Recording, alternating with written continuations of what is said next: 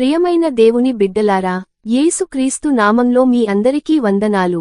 ఈ రోజు మనం చాలా కఠినమైన, అత్యంత శక్తివంతమైన వాక్యాన్ని ధ్యానించబోతున్నాం. మత్తయి 5:44. మిమ్మును హింసించువారిని ప్రేమించుడి, మిమ్మును హింసించువారి కొరకు ప్రార్థన చేయుడి. సాధారణంగా మనం ఏమి చేస్తాం?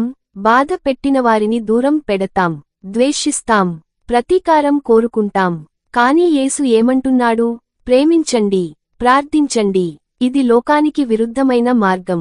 ఎందుకు ప్రార్థించాలి? శత్రువుల కోసం ఎందుకు ప్రార్థించాలి?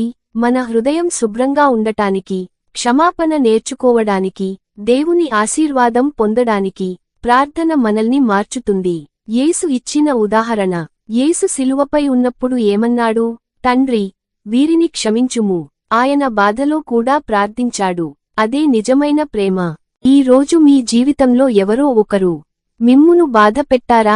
మాటలతో గాయపరిచారా? మోసం చేశారా? దేవుడు అంటున్నాడు, వారికోసం ప్రార్థించు. ప్రార్థన ఎలా చేయాలి? శత్రువుల కోసం ఇలా ప్రార్థించండి. ప్రభువా, వారిని ఆశీర్వదించుము, వారి హృదయాన్ని మార్చుము, నాకు క్షమించే మనసు ఇవ్వుము. ఇదే ఆత్మీయ విజయం. మీరు ఇలా చేసినప్పుడు శాంతి వస్తుంది, భారం తగ్గుతుంది, దేవుని సంతోషం పొందుతారు.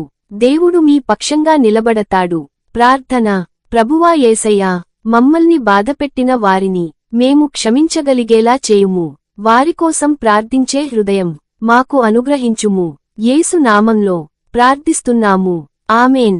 ఈ వాక్యంలో దేవుడు నీతో మాట్లాడితే దయచేసి వీడియోకి లైక్ చేయండి మరియు సబ్స్క్రైబ్ అవ్వండి. మీకోసం ప్రార్థించాలంటే కామెంట్లో ప్రార్థన అని రాయండి. దేవుడు మిమ్మల్ని ఆశీర్వదించును గాక.